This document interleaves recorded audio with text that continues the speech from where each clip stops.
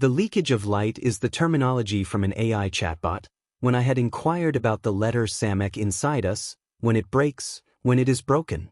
I had asked about this broken Samech because I had perceived something that happens in the mind of the brain.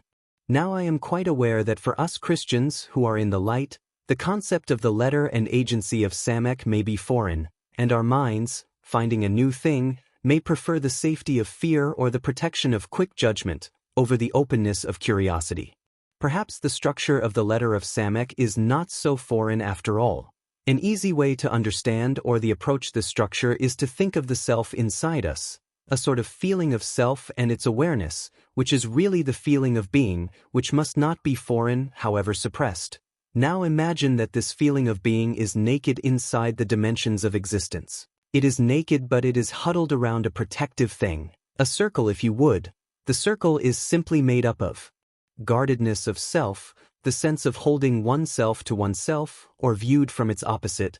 Imagine a personality which just pours out into reality, entangling with every thought, every person, every circumstance. Now the Samech is broken because the brain thinks whatever it wants. For example, when I close my eyes and think, random thoughts or ideas present themselves to me, to my focus. This focus is important. The random thought that presents itself arrives with a claim for attention. It is quite remarkable. Something inside each thought claims that it deserves my focus. Look at me, look at me. Does it not arrive to be seen at any event? So if it arrives to be seen, it claims expectancy, and the brain, in its habit, does exactly that. At this juncture where focus meets the random thought, another dynamic occurs.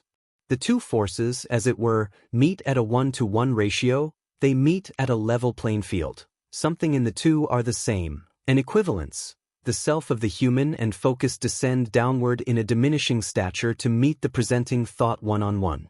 And because the presenting thought not only claims attention, it also imputes weakness or smallness in the beholder, the one who looks at all the random thoughts.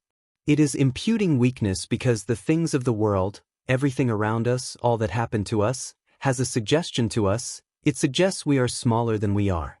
So the mind of the self then gets absorbed into the template, even for a second, until the next thought, and the next, and so on, for a mindless 80 to 100 years of the person's life. The problem is the absorption into the thought breaks the boundary of the Samech. The self becomes vulnerable, inverted as it were, and leaks its power and light. On another note, I had the sense of the presence of the Lord Jesus last night. He came as the healer. But I perceived inside him that he was also the healer of circumstances in life. I perceived that I must believe that he is the healer of circumstances of life, conceive it so in my brain, and only then can he be the active healer of circumstances.